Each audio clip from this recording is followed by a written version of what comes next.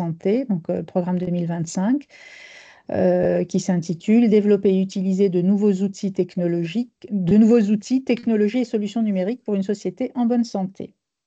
Alors, avant de commencer, donc, je vous informe que ce webinaire est enregistré, donc vous aurez accès ultérieurement à la présentation.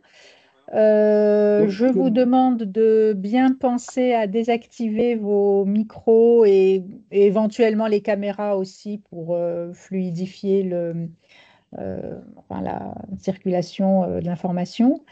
Vous pouvez poser vos questions donc, soit à la fin de la présentation et ou dans le chat, nous vous répondrons.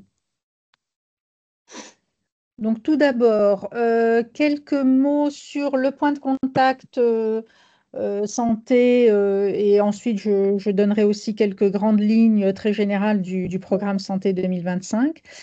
Donc là, dans le PCN, nous sommes 4 personnes. Vania Rosas, qui est la coordinatrice du PCN et qui est membre du comité de programme santé à la Commission européenne pour Horizon Europe. Moi-même et mes collègues, donc Catherine Tostin-Desmar, qui est ici avec moi aujourd'hui, et Kevin Pouchard, qui nous a rejoints en février. Donc là, vous avez les liens pour nous contacter, nous suivre sur LinkedIn, suivre notre liste de diffusion pour ne rater aucune information. Alors, j'ai la primeur de vous annoncer que là, ce midi, le programme de travail 2025 a été publié. On savait qu'il devait être publié là à la mi-mai. Donc, voilà, je vous mettrai le lien en fin de diaporama pour être sûr que je vous garde pendant tout le webinaire. Alors, tout d'abord, quelques grandes lignes sur Horizon Europe. C'est le 9e programme cadre de recherche et d'innovation, donc qui court de 2021 à 2027. Alors, 1000 excuses pour ceux qui connaissent déjà toutes ces généralités, mais voilà, pour ceux qui peut-être sont nouveaux dans les programmes européens, c'est toujours bien de faire ce petit rappel très général. Donc, qui court de 2021 à 2027, avec un budget qui est le plus important qui était atteint à ce jour, à un peu plus de 95 milliards d'euros, et donc qui finance la recherche et l'innovation dans différents thèmes. Il est constitué de 3 grands piliers et 2 axes transversaux. Et là, aujourd'hui, on va parler on est dans le programme santé qui fait partie donc, du pilier 2 qui adresse les problématiques mondiales et de compétitivité industrielle européenne. Et dans ce pilier 2, le programme santé est doté de un peu plus de 8 milliards d'euros. Néanmoins, vous pouvez trouver des appels relatifs à la santé dans les autres piliers, notamment dans les ERC qui financent donc la recherche individuelle, enfin la recherche basée sur des demandes de chercheurs individuels ou dans les allocations de recherche Marie Curie ou encore dans le Conseil européen de l'innovation, par exemple. Les conditions de participation. Alors, dans le pilier 2, on est dans de la recherche strictement collaborative et partenariale. Donc, ça veut dire que les projets doivent être menés impérativement par un consortium de partenaires publics comme privés, réunis donc, pour mener ensemble un projet avec un aspect donc, très collaboratif et très multidisciplinaire. Et il y a une notion d'impact très importante dans cette recherche collaborative, c'est l'impact sociétal, donc au bénéfice du citoyen et des patients, et l'impact économique sur les systèmes de santé. Donc, c'est vraiment l'impact fait partie des 3 critères de notation des projets quand ils sont évalués. La composition d'un consortium, il y a toujours un coordinateur qui sera le seul interlocuteur auprès de la Commission européenne et des bénéficiaires, des partenaires bénéficiaires qui seront responsables de diverses activités du projet ou de certains work packages. Donc, le minimum requis, c'est d'avoir 3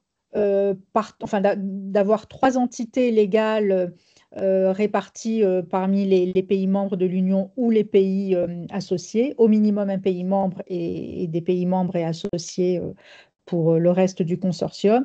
Néanmoins, ce que l'on observe en général, ce sont des consortiums qui vont de 5 à 20 partenaires. C'est rarement moins de 5, voire même 7 ou 8. Les budgets par projet vont de 3 à 17 millions d'euros, hein, à titre indicatif, hein, pour des durées de 4 à 5 ans, parfois 6 ans. Et donc voilà, on a une taille ou des budgets variables par projet. Les partenaires qui sont éligibles peuvent être soit du secteur académique, donc des établissements d'enseignement supérieur, publics ou privés, des organismes à but non lucratif ou des organismes de recherche publics, comme le secteur non académique, autrement dit tout acteur socio-économique. Ça peut être des grandes entreprises, des PME, des associations, des hôpitaux, etc. Dans cette recherche collaborative, les trois types d'actions qui sont financées sont les actions de recherche et d'innovation, qui vont de la recherche fondamentale, appliquée, le développement ou l'intégration de nouvelles technologies. Donc là, on est sur des taux de financement par la Commission, par le budget européen, de 100%. Et là, ce qu'on va voir aujourd'hui, les appels de la destination 5 sont tous dans ce type d'action de recherche et innovation.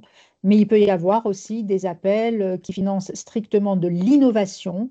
Donc là, on est sur une recherche un peu plus aval, donc du prototypage, des démonstrateurs pré-industriels ou de la validation de produits à grande échelle, etc. Avec là aussi 100% de financement pour les entités publiques et 70% pour les entités privées. Donc, si vous avez des partenaires privés dans ce type d'action, elles seront éligibles à recevoir 70% de l'action qu'elles couvrent. Et il y a des actions de coordination et de support qui ne sont pas à proprement parler de la recherche, mais qui gravitent autour de l'accompagnement de la recherche, des études de design pour des nouvelles infrastructures, des activités complémentaires, de la formation, etc. Donc là aussi avec 100% de financement. Donc vous le voyez, cette recherche collaborative peut aller de la recherche la plus fondamentale à la recherche très proche du marché, voire la première commercialisation. Donc, on n'a pas de... Ah, pardon, je vais peut-être enlever ça. Je ne sais pas si ça vous gêne. Donc, on n'a pas de contrainte de TRL. Est-ce que vous voyez... Ah oui, voilà, ça y est, je l'ai déplacé. Il n'y a pas de contrainte liée à un TRL très amont ou très aval. Euh, je vais défiler par là. Donc, les coûts qui sont éligibles sont les coûts de personnel, permanents ou non permanents. Ça, c'est important de l'avoir à l'esprit parce que ça peut être voilà, des gens sur des contrats à durée déterminée, des doctorants ou des postdocs. La sous-traitance, d'autres coûts liés au projet, tels que des missions, des déplacements, etc. Donc, vous voyez, ça couvre quand même un large éventail de dépenses. Pour les équipements, c'est particulier. Attention, ça ne finance pas l'achat de l'équipement, mais le coût d'amortissement. Et vous avez aussi droit à un forfait de 25% du budget total de votre projet en coûts indirects. Donc, ça sera euh, tous les coûts que vous pouvez avoir, mais qui ne sont pas directement, que vous ne pouvez pas directement et spécifiquement relier au projet. Donc, ça peut être les charges que peut avoir une infrastructure, euh, voilà, ou des dépenses connexes. Donc là, si on rentre dans le vif du sujet, comme je l'ai dit en introduction, je vais vous présenter les appels de la destination 5, qui sont donc Developing and Using New Tools, Technologies and Digital Solutions for a Healthy Society. J'ai traduit du mieux que je pouvais grâce à l'intelligence artificielle le contenu de la présentation, voilà, bon, pour une fluidité de présentation, mais je le précise, le work programme est strictement en anglais. Donc, quand vous vous pencherez sur le texte original, ça sera vraiment une version qui n'existe qu'en anglais. Donc voilà, cette destination fait partie des 6 destinations thématiques qui existent dans le programme santé, qui sont toujours les mêmes. Alors d'un programme à l'autre, parfois il peut y avoir des très légères modifications dans le wording utilisé, mais on reste quand même dans ces 6 grands domaines d'intervention ou de destination. Donc, quand vous allez être face à un appel à projet, il se compose de la manière suivante. Vous avez d'abord la destination, donc là, en l'occurrence, la destination numéro 5, même si aujourd'hui, on n'emploie plus les numéros, avec son titre spécifique, l'objectif et les impacts attendus dans la destination dans sa globalité. Les impacts, ça s'entend toujours à long terme, ce que la Commission européenne veut viser à long terme au travers de ces appels. Et ensuite, dans la destination, vous avez plusieurs appels, bon, avec qu'on appelle dans la terminologie usuelle les topics, mais en fait, ce sont les lignes d'appel à projet. Et là aussi, chaque appel à projet a son objectif spécifique et ses résultats attendus. Et donc là, les résultats, ça s'entend euh, en termes enfin, à court et à moyen terme. C'est vraiment les résultats immédiats de la recherche. Et vous avez toujours le chapitre scope qui va vous donner donc le périmètre de l'action et les activités qui sont attendues dans cet appel. Donc, la destination, développer et utiliser de nouveaux outils, technologies et solutions numériques pour une société en bonne santé, elle est elle-même construite sur la base de deux grandes politiques clés de la Commission européenne qui portent donc sur les biotechnologies et l'intelligence artificielle. Vous aurez à la fin tous les liens vers ces rapports et ces documents stratégiques qui ont permis à la Commission européenne de construire les différents clusters thématiques du programme de travail et de construire également de façon plus pointue les différentes destinations. Et donc, ces deux politiques clés qui ont enfin, dirigé la construction de cette destination amènent elles-mêmes à trois grands types d'actions qui sont attendues. Le développement et l'utilisation d'outils biotechnologiques innovants pour améliorer l'arsenal thérapeutique, le développement de modèles d'intelligence artificielle génératifs pour faire progresser la recherche biomédicale et le transfert technologique des thérapies dérivées des biotechnologies et de la découverte de produits innovants et de les faire approuver pour les systèmes de santé. Donc, ces trois actions très générales de la destination vont se décliner donc dans les appels que vous voyez là sur ce tableau et que je vais vous détailler dans les diapositives suivantes. Donc, vous voyez que les quatre appels sont de type recherche et innovation, avec des budgets totaux de 40 à 80 millions d'euros. Donc là, quand on parle de budget total, c'est pour la ligne de l'appel et avec un budget estimé par projet qui va de 8 à 10 millions d'euros pour le premier appel ou 9 à 13 millions d'euros pour le deuxième appel. Donc voilà, là, c'est ce qu'on estime, la commission estime qu'elle mettra par projet et donc le nombre de projets qui en découlent automatiquement. Donc, l'objectif qui est visé dans cette destination, c'est de promouvoir le développement de nouveaux outils, de technologies et de solutions numériques pour la prévention, pour le diagnostic et pour la thérapie, afin d'améliorer les résultats en matière de santé, tout en tenant compte des droits de l'individu, de la sécurité, de l'efficacité et de l'accessibilité de ces solutions. Et bien évidemment, en ayant toujours soin de prendre en compte également les questions d'ordre éthique, juridique et réglementaire dans l'usage de ces solutions et de ces nouvelles technologies. Les impacts qui sont visés, donc je vous le rappelle, à long terme, ce sont les impacts suivants. Et alors, je mets toujours, vous verrez dans toutes les diapositives, je surligne en jaune si c'est la totalité des impacts ou des résultats qui doivent être atteints ou seulement une partie. Donc là, dans cette destination, il faut viser un ou plusieurs des impacts suivants. Donc il y a des impacts qui se situent à l'échelle européenne, notamment donc faire en sorte que l'expertise et le savoir-faire scientifique en Europe atteignent un niveau de classe mondiale et faire en sorte que l'Europe gagne en visibilité et en leadership dans le développement de ces technologies de santé, mais aussi des impacts comme pour les citoyens, de faire en sorte qu'ils bénéficient d'une recherche ciblée, plus rapide, aboutir à des solutions technologiques et numériques plus sûres, pardon, plus durables, avoir aussi un plus grand partage des ressources et notamment des données de santé, des infrastructures, une expertise conjointe entre les infrastructures européennes et faire en sorte aussi d'améliorer et de développer davantage la confiance des citoyens dans ces technologies innovantes. Pour les patients, il y a un impact bien évidemment de réduire le fardeau des maladies en Europe et à l'échelle mondiale et d'atteindre une productivité de la recherche et de l'innovation, notamment grâce à une meilleure utilisation des données et notamment aussi grâce à l'usage de l'intelligence artificielle comme aide à la décision, entre autres. Donc vous voyez que les impacts, comme on l'a dit en introduction, c'est pour le citoyen, pour le patient, mais aussi pour l'Europe sur des aspects industriels ou socio-économiques.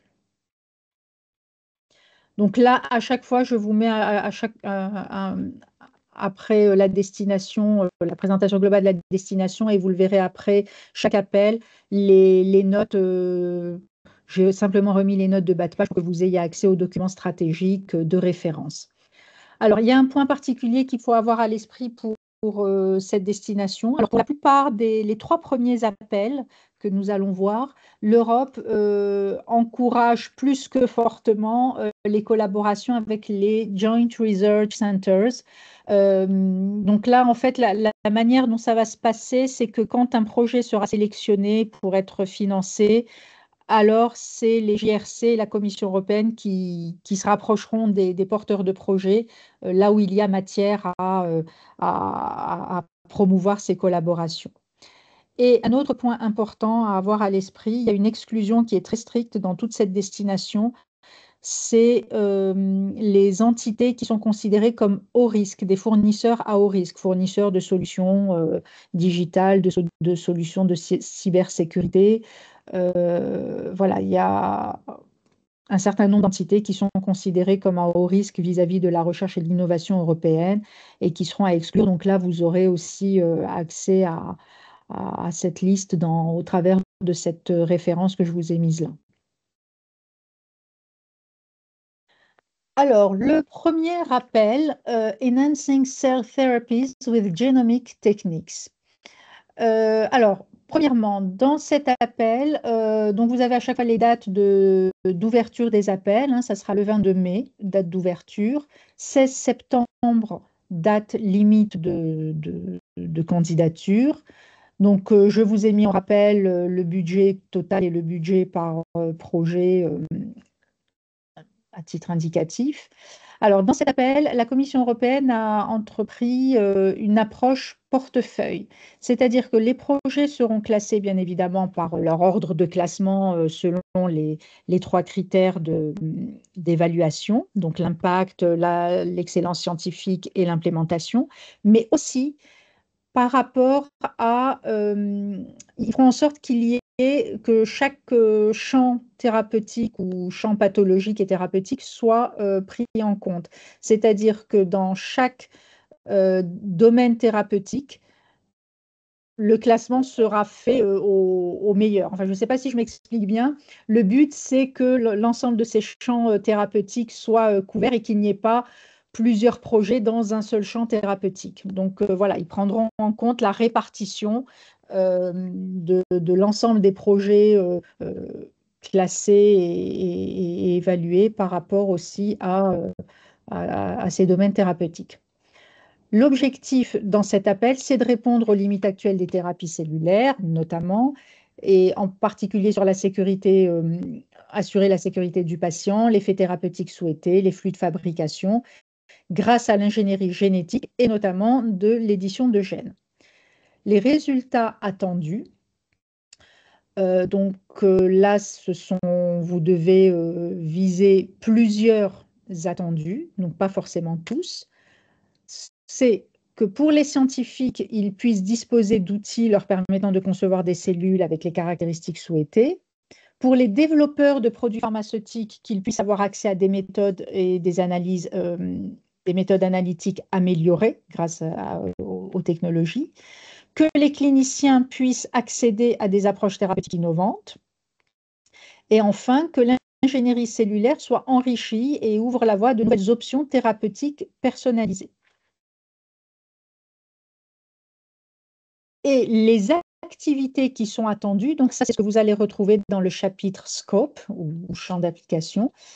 Donc toutes les activités activités mentionnées doivent être couvertes. Donc faites attention quand vous allez rédiger, vraiment vérifiez à chaque fois, ça peut être certains attendus ou tous les attendus, ça peut être certaines activités ou toutes les activités. Donc ça, à chaque fois, c'est clairement précisé dans le call text. Donc, je ne vais pas toutes les citer, mais vous voyez notamment concevoir des circuits génétiques synthétiques, utiliser des outils numériques pour la construction efficace et l'accélération des cycles de conception de cellules, démontrer que les cellules modifiées sont sûres et qu'elles exercent l'effet thérapeutique souhaité. Donc, bon, je vous laisserai, vous aurez tout le temps de lire en détail ces activités, mais là, vraiment, voilà, vous avez tout le champ d'activité qui doit être inclus. Alors, quelques notes particulières. Les différences entre les sexes doivent être prises en compte tant pour les cellules mères que pour l'application de thérapeutique qui est ciblée. Les cellules modifiées doivent provenir de cellules humaines, donc cellules souches ou cellules somatiques d'origine donc allogénique. Et vous devez indiquer explicitement le domaine thérapeutique que vous visez. Donc là, il y a une liste non exhaustive qui a été, que vous voyez là en bas de diapo. Voilà, donc vous devez spécifier le champ thérapeutique et le projet doit reposer uniquement sur ce champ thérapeutique. En ce qui concerne l'appel, le deuxième appel, donc Advancing Cell Secretome-Based Therapies, donc l'objectif de cet appel, c'est d'ouvrir la voie des thérapies à base de sécrétomes sûrs, efficaces et homologués pour l'usage humain. Les résultats attendus, donc vous devez couvrir plusieurs résultats qui sont attendus. D'une part, pour les chercheurs et les développeurs, ce qui est attendu, c'est un travail collaboratif pour traduire les approches thérapeutiques innovantes en solutions de santé concrètes. Pour les producteurs et les développeurs de technologies de santé innovantes, qu'ils puissent utiliser des procédés de fabrication standardisés. Pour les fournisseurs de soins de santé, qu'ils puissent avoir accès à un nouveau type de thérapie, de nouveaux types de thérapies innovantes avec des avantages démontrés par rapport aux traitements existants. Pour les patients, qu'ils puissent bénéficier de thérapies innovantes pour lesquelles il n'existe pas de stratégie efficace ou suffisante. Et enfin, pour les systèmes de santé, que les systèmes de santé puissent bénéficier d'améliorations significatives pour les patients supérieures à la norme actuelle ou au traitement actuel. Alors, il est précisé dans cet appel une définition qui est la suivante. Le sécrétome des cellules est défini comme le répertoire de molécules et de facteurs biologiques qui sont sécrétés dans l'espace extracellulaire et qui s'avèrent être un ensemble de facteurs clés pour l'activité thérapeutique en raison de ses effets paracrines. Ça, vous le retrouverez tel quel dans, je crois, le premier ou enfin, tout au début du chapitre du paragraphe scope.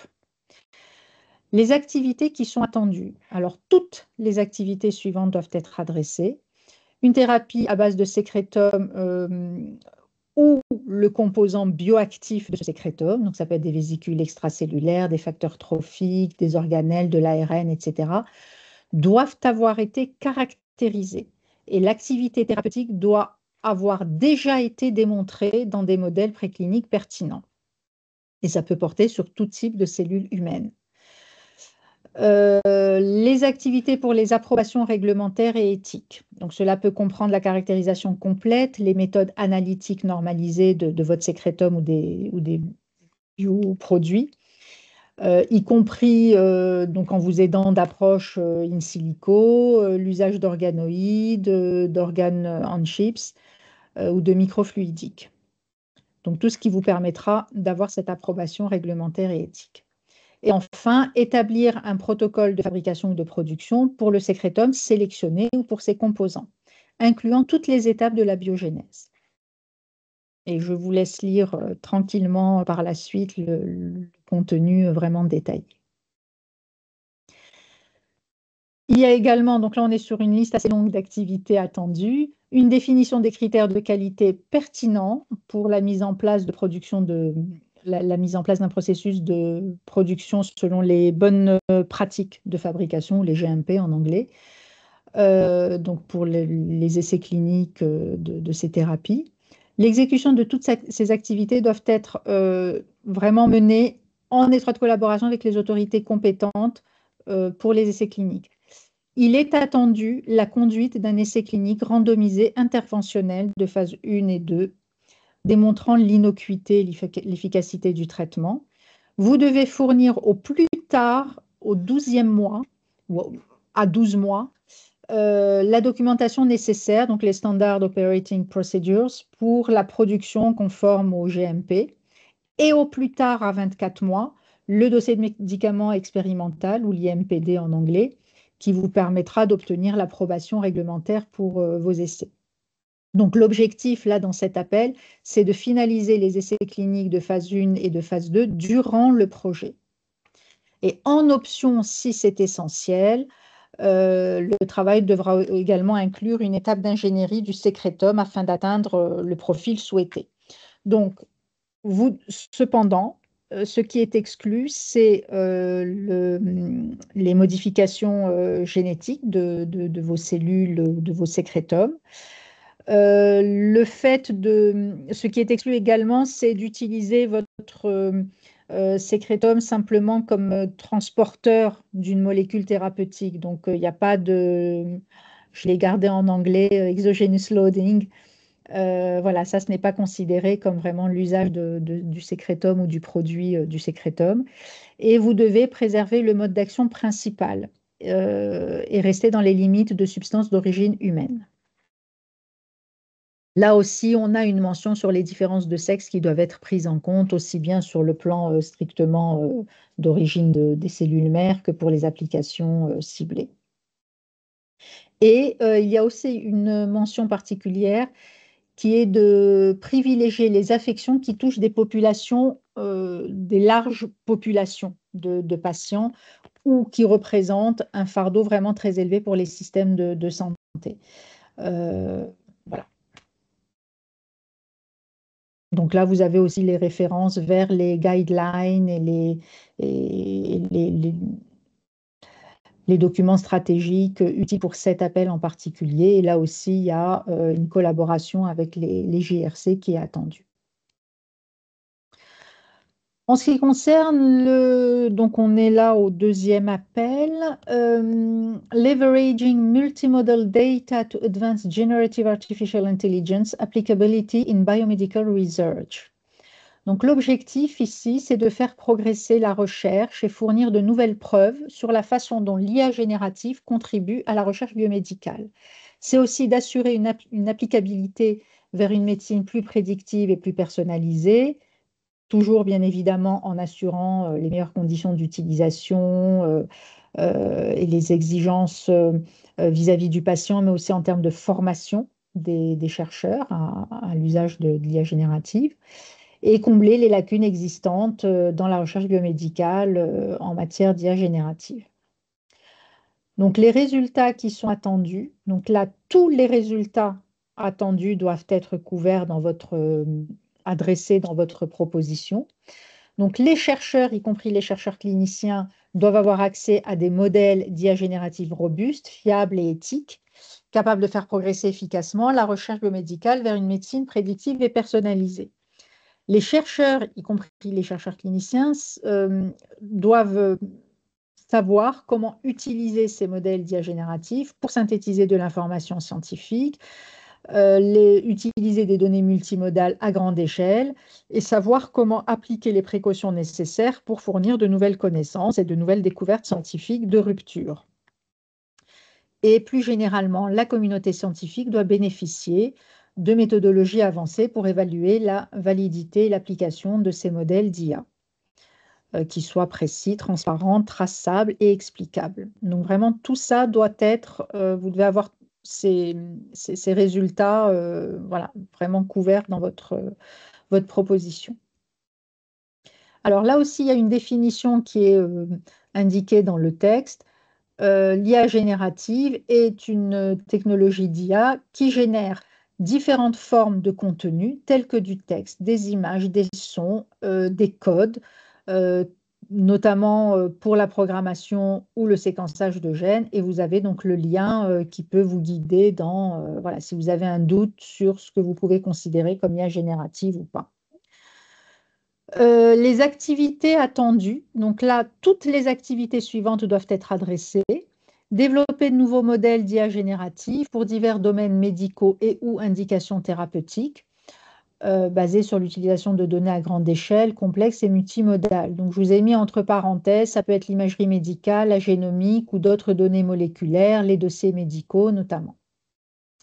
Et justifier de leur pertinence pour l'apprentissage et l'optimisation de ces outils d'IA générative. Développer une preuve de concept avec au moins 2 cas d'usage pertinents. Alors, les cas d'usage, ce seront des cas d'usage de pathologie. Vous devez clairement indiquer quelles sont les 2 maladies que vous prenez comme cas d'étude dans votre projet. Et vraiment penser aussi à faire participer de façon très active les utilisateurs finaux de vos outils, de vos technologies. Et donc l'utilisateur final, ça va être le soignant, ça va être le clinicien, le chercheur, mais ça peut être aussi le patient dans certaines applications, par exemple, qui peuvent aussi inclure le patient ou les familles des patients. Et enfin, élaborer ou réviser des méthodologies existantes pour évaluer l'alignement de votre outil avec les valeurs humaines et les cas d'usage donc des modèles que vous allez développer ou réutiliser. Vous assurer de leur applicabilité, de leur performance et démontrer l'utilité, la robustesse et la fiabilité sur le plan technique, scientifique et clinique. Et plus généralement, démontrer dans votre projet la valeur ajoutée de l'Union européenne sur ce sujet, en utilisant des modèles d'IA fiables et éthiques qui ont été développés dans l'UE et avec les pays associés. Donc, c'est vraiment un développement qui doit provenir de l'intérieur de l'Europe. Et surtout avoir aussi gardé une approche open source dans toute la mesure du possible. Comme on est dans de l'IA et du computationnel, il faut vous assurer que vous adhérez bien aux principes FAIR et à la RGPD pour la protection donc, des données personnelles et promouvoir les normes les plus élevées en matière de transparence et d'ouverture des modèles. Et enfin, ce qui est attendu également, c'est d'exploiter les synergies potentielles avec d'autres projets déjà financés antérieurement par Horizon Europe ou pour le programme Digital Europe.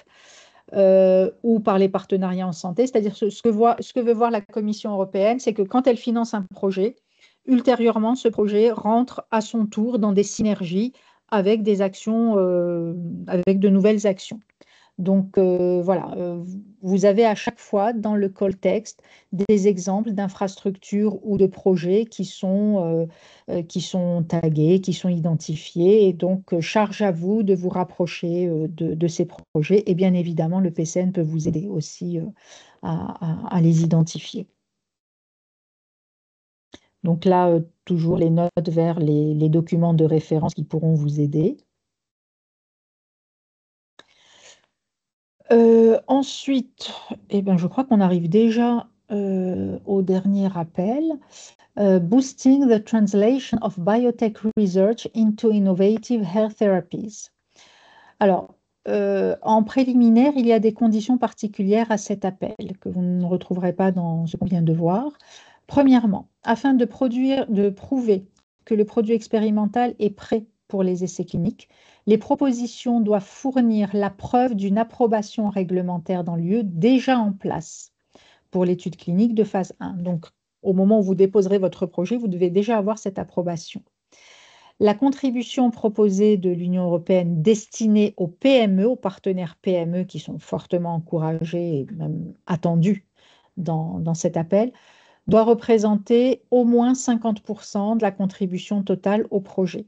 Donc, il faudra en tenir compte quand vous ferez la répartition budgétaire parmi la distribution budgétaire parmi vos partenaires si vous avez des PME. Par ailleurs, le consortium doit être composé de 5 entités légales au maximum en tant que bénéficiaires. La durée des projets ne doit pas dépasser 4 ans, soit 48 mois.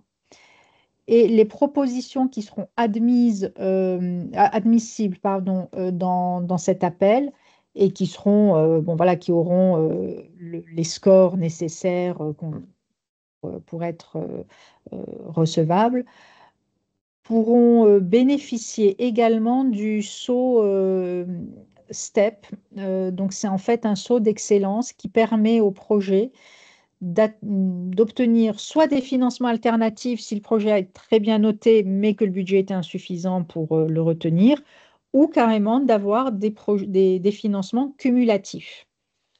Donc là, c'est vraiment une disposition qui est vraiment très spécifique pour accélérer le développement technologique en santé. Et enfin, les entités, là aussi, je l'ai dit en tout début de destination, les entités qui sont considérées comme des fournisseurs à risque ne sont pas éligibles. Donc là, vous aurez aussi une note à la fin comme document de référence. Alors, l'objectif dans cet appel, c'est d'accélérer le développement de thérapies innovantes basées sur la biotechnologie et en soutenant les phases initiales et précoces de la recherche clinique. Donc, tous les résultats attendus suivants doivent être adressés. Donc, pour les professionnels de santé, les chercheurs et les patients, c'est d'avoir un accès plus rapide à des thérapies innovantes. Pour l'Union européenne, c'est de bénéficier de la multiplication des essais cliniques menés avec des nouvelles approches thérapeutiques et biotechnologiques. Et pour la compétitivité des PME, et donc européennes, que ce soit l'Union européenne ou les pays associés, c'est de développer et d'avoir une meilleure compétitivité dans les biotechnologies pour la santé. Donc là, on est vraiment dans un appel qui n'est pas tant de développer la solution innovante, mais vraiment d'accélérer ce développement et l'usage de technologies ou de solutions innovantes. Et donc, les activités attendues, donc toutes les activités suivantes doivent être couvertes. Donc, il faut impérativement inclure une étude clinique de phase 1, 2 ou 1-2 selon le stade de développement approprié. Démontrer de façon convaincante le potentiel économique du produit fini pour le marché européen. De présenter un plan d'exploitation clairement défini, puisque là, je vous le rappelle, comme on est vraiment dans l'accélération du développement technologique, il faut vraiment prévoir le plan d'exploitation avec une proposition détaillée pour la commercialisation, la description de la propriété intellectuelle et les avantages pour les PME européennes. Et donc, avec une stratégie anti-shelving, alors je vais le traduire comme étant assurer que le produit soit vraiment commercialisé et qu'il ne fasse pas l'objet d'une innovation qui restera pour des raisons pour diverses raisons, pas toujours louables, au fond d'un tiroir. C'est vraiment amener une solution sur le marché pour le citoyen et pour le patient. Et prévoir dans le projet un premier déploiement dans l'Union européenne. Justifier des populations de patients qui bénéficieront donc de ces nouvelles thérapies. Donc là aussi, hein, idéalement, en tout cas en priorité, des grandes populations de patients qui doivent être favorisées prioritairement. Donc là, on est dans un appel qui ne vise pas à proprement parler le développement de toute la recherche clinique, mais vraiment les phases précoces de la recherche clinique pour des thérapies dérivées des biotechnologies. Et une autre mention, donc vous voyez que ça peut porter sur la production d'anticorps monoclonaux, de vaccins thérapeutiques, de produits AMPT, de thérapie innovante, des ARN. Bon, c'est une liste non exhaustive. En revanche, le sang total, les dérivés sanguins et les autres substances d'origine humaine ne sont pas inclus.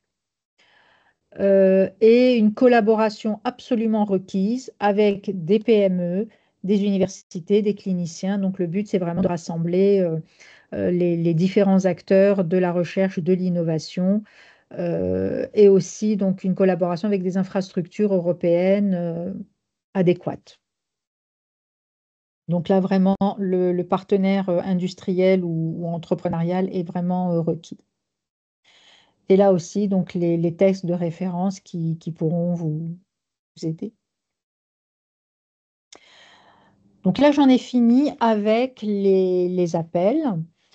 Maintenant, il y a une chose qui est très importante à faire et enfin, que les PCN recommandent toujours aux porteurs de projets, c'est de regarder quels ont été les projets financés antérieurement sous cette même destination. Donc, dans le hors-programme 2021-23, 21-22, 23-24, ou même dans des programmes plus anciens.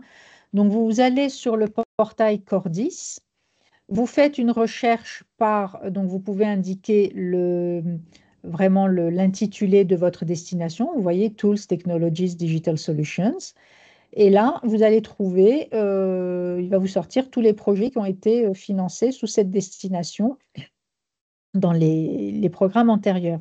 Donc, il en a trouvé 160. Et là, juste à titre d'exemple, ben, une fois que vous cliquez sur l'un de de ces programmes, ah mince, excusez-moi, hein, petite gorgée d'eau. Vous pouvez accéder vraiment à la fiche projet détaillée du projet que vous voulez regarder. Et donc, vous avez le résumé, sa durée, son budget et les partenaires impliqués dans ce projet. Donc, c'est intéressant pour plusieurs raisons. Ça vous permet de voir déjà si votre idée de projet n'est pas déjà adressée dans un autre projet déjà financé, déjà en cours. Mais ça vous permet aussi de voir les partenaires qui sont déjà impliqués dans ce type de recherche, dans des sujets très proches aux vôtres. Donc, vraiment, on encourage toujours à faire cette recherche. Ensuite, quelques mots sur les aides au montage.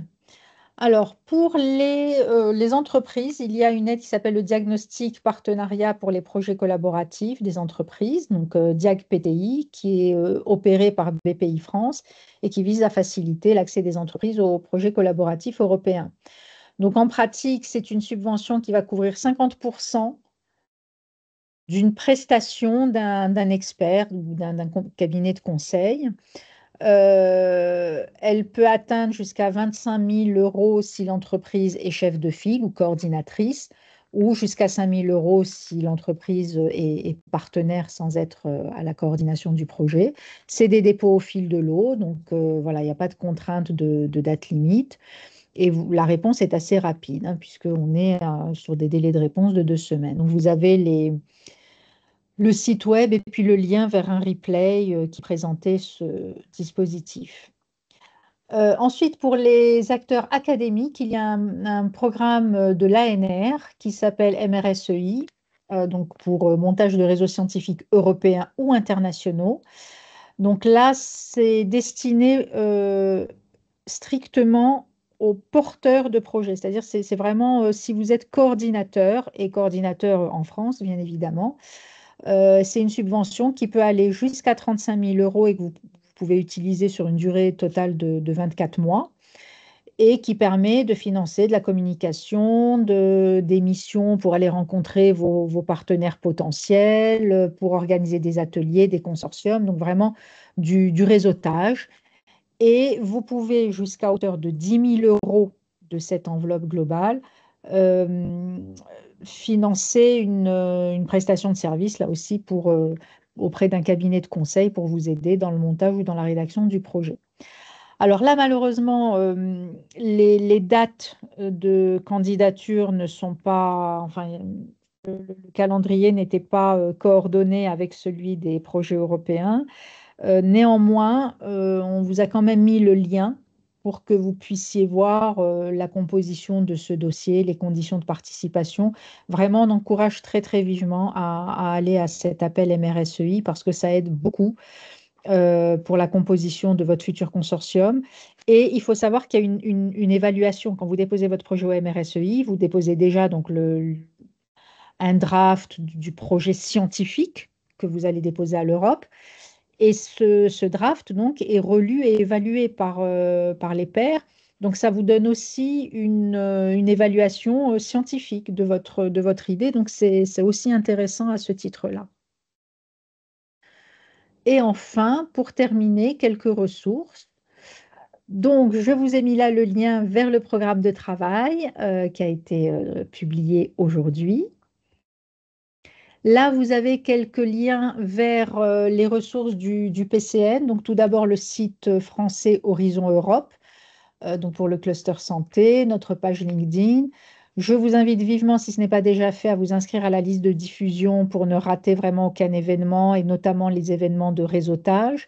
Si vous avez dans votre organisation de recherche un rôle comment dire, de chargé de mission Europe ou d'interlocuteur Europe, nous vous invitons aussi à vous inscrire à la liste des relais Horizon Europe, puisque donc, dans chaque cluster thématique, en tout cas dans le cluster santé, nous avons un groupe de personnes qui constituent donc un relais auprès de leurs universités ou de leurs organismes de recherche.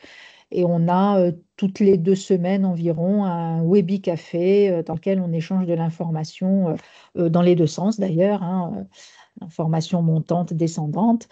Et puis voilà, notre adresse mail pour nous écrire ou nous envoyer des requêtes. Et là, c'est un calendrier des événements de réseautage ou d'information. Donc, il y a des infodays qui vont être organisés prochainement par la Commission européenne, le 22 mai. Des brokerage events ou événements de réseautage. Alors là, il y en a un notamment avec les pays baltiques, la France et la Belgique, qui couvrent donc le cluster santé, mais aussi la mission cancer. Puisque bon, ce n'était pas l'objet aujourd'hui, mais la mission cancer, c'est aussi un programme dans Horizon Europe qui couvre spécifiquement, comme son nom l'indique, la recherche sur le cancer. Donc voilà, là c'est prévu pour le 3 et 4 juin en présentiel à Bruxelles et d'autres événements de réseautage qui sont soit encore ouverts ou qui, quand ils ne sont plus ouverts, alors là, je n'ai pas vérifié si je crois que là, les liens sont encore actifs, donc vous pouvez encore vous inscrire. Et nous avons organisé, donc le PCN Santé, un événement de réseautage également le 29 avril dernier. Mais là, on vous a mis le lien parce que vous pouvez du coup accéder aux profils et aux présentations qui ont été faites. Donc, c'est aussi une bonne manière de rechercher d'éventuels partenaires. Et j'ai terminé. Donc, si vous avez des questions, elles sont les bienvenues. Je vais arrêter le partage. Alors, il y a quelques questions dans le chat, Roxane. Ah oui. Je vais reprendre. Certaines, je me suis permise de répondre, mais d'autres, je te laisserai la main. Il y avait une première question concernant la destination 5, celle de cet après-midi, présentée par toi. Est-ce que les financements, en tout cas le budget, doit être présenté en lump sum? À ma connaissance, non. Non, ils ne sont pas en lump sum. Alors, on va quand même relire ce qui a été publié aujourd'hui, des fois qu'il y ait des petits changements, mais sur un point important comme ça, en tout cas là, dans le draft qui a été prépublié, il n'y a pas du tout de lump sum. Donc, c'est du financement au coût réel. Alors, j'ai regardé rapidement et effectivement, il n'y a pas la notion de lump sum dans la destination 5. Mais, bien sûr, je vous invite à relire. Hein, c'est dans le tableau de présentation en amont de chaque appel que c'est indiqué. Après, nous avions une autre question sur l'IRC. C'est une question qu'on a de façon récurrente en amont. Alors, je ne t'entends plus, tu es figé, mais j'ai bien entendu, j'ai bien lu la question.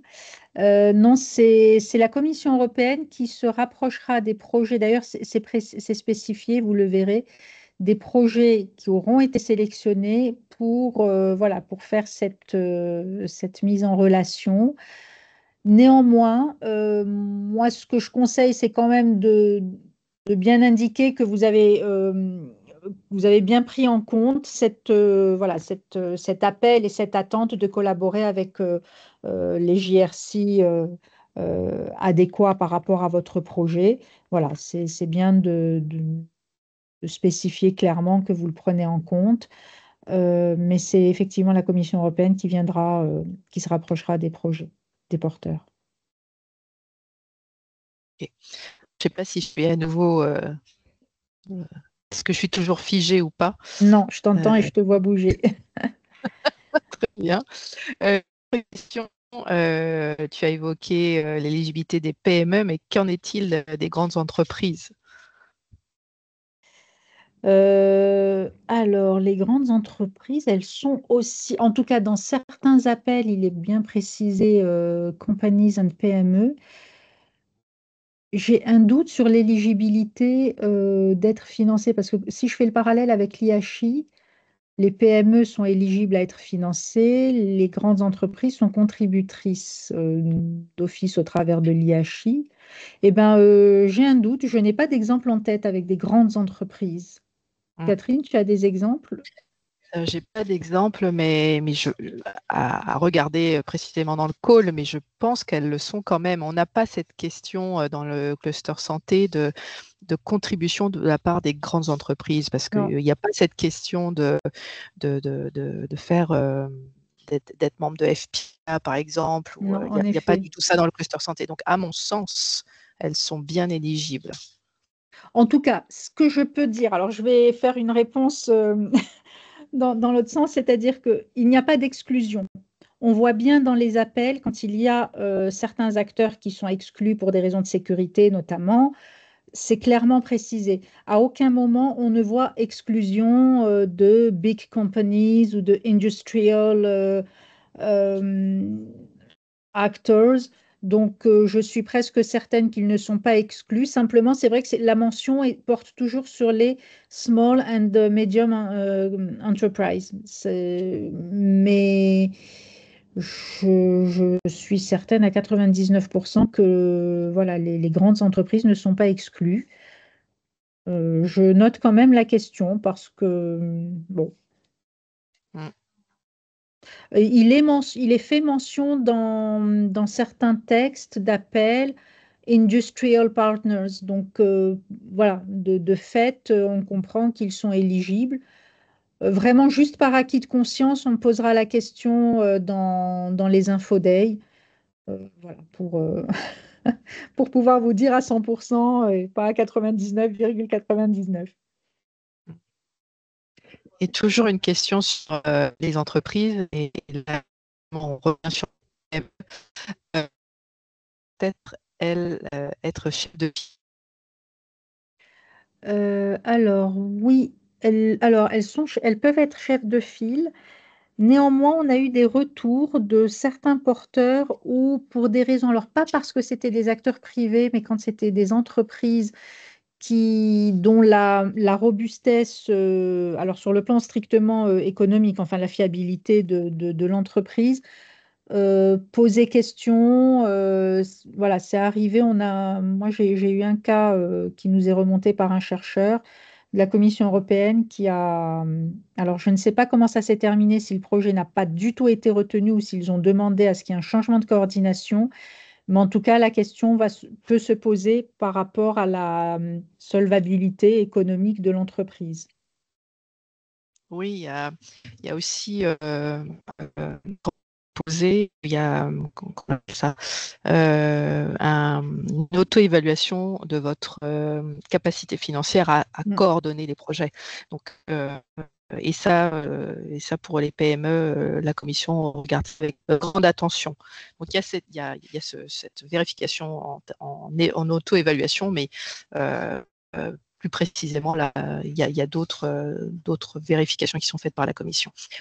Il faut aussi, pour la Commission, s'assurer qu'on va être capable de gérer le financement pour l'ensemble du consortium, et là, la Commission européenne attend aussi.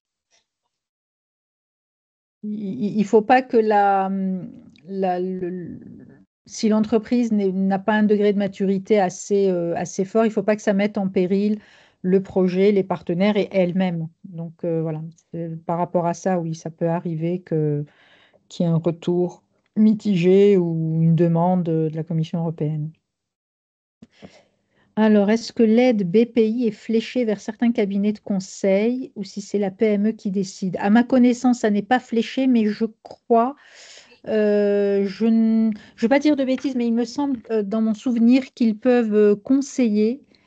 Alors, c'est pas tant pour flécher sur certains cabinets, c'est plus pour éviter que vous n'ayez pas le bon conseil ou les bons cabinets de conseil. Je crois qu'il y avait eu une discussion là-dessus. Bon, le mieux, c'est voilà, de vous rapprocher d'eux, mais à ma connaissance, en tout cas, il n'y a pas de fléchage spécifique sur des cabinets. Je ne crois même pas que ça serait autorisé parce que ça serait assimilé à des questions de concurrence déloyale ou de favoritisme dans les cabinets. Ah, si quelqu'un, je crois qu'il y a quelqu'un qui a parlé, mais je n'ai pas bien entendu. Alors, c'était malheureusement peut-être derrière moi. J'ai pas Ah, coupé d'accord, mon ok. micro. Ensuite, qu'est-ce qu'il y a? Donc, pourrez-vous mettre le lien de cette aide dans le chat? Alors, l'aide BPI. Ah, je t'entends pas, Catherine. Je crois que l'aide BPI est déjà dans la présentation, mais si elle n'y est pas, on la remettra. Roxane, moi j'ai compris que c'était plutôt, et apparemment Estelle est d'accord avec ce que je viens de mettre dans le chat, c'était concernant l'auto-évaluation pour la Ah, capacité financière. d'accord. Donc, mais si c'est pas ça, dites-le moi. Ah, BP aussi. Ok. Alors, BPI, ok. Alors, voilà, j'y suis. Site web et le replay, je le mets dans le chat. Voilà. BPI.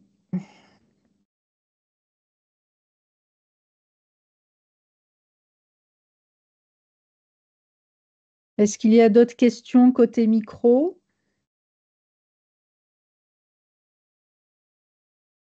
Bon, en tout cas, vous savez où nous trouver. Si, voilà, si vous avez des questions, que ce soit sur la compréhension des appels, sur vous assurer de l'adéquation de votre projet avec un appel, voilà, vous n'hésitez pas à nous contacter. Je vous conseille donc très fortement de participer à la journée d'information donc, qui sera organisée par la Commission européenne, puisque là, il y aura une session de questions-réponses. Alors, par contre, gardez à l'esprit, je sais pas si, je ne me rappelle plus si je l'ai précisé dans la diapositive PCN, on répond à vos questions, bien évidemment, on vous oriente du mieux qu'on peut. Quand on n'a pas la réponse, on la remonte aux programme officers qui ont rédigé ces appels. En revanche, on ne fait pas la relecture des projets. Donc, ne nous envoyez pas vos drafts pour qu'on les relise, on ne sera pas en capacité de le faire. Voilà, donc juste ayez ça à l'esprit. Et puis voilà, ben, je vous souhaite bonne chance. J'espère que vous serez nombreux à déposer des projets. Et voilà, et on reste à votre disposition. Je pense qu'on peut vous libérer s'il n'y a pas d'autres questions. Et vous aurez accès, bien évidemment, sur le même lien d'inscription à, à toutes les présentations. Bon, eh bien, merci à vous. Merci Catherine. Merci Roxane. Et bonne fin d'après-midi à tous.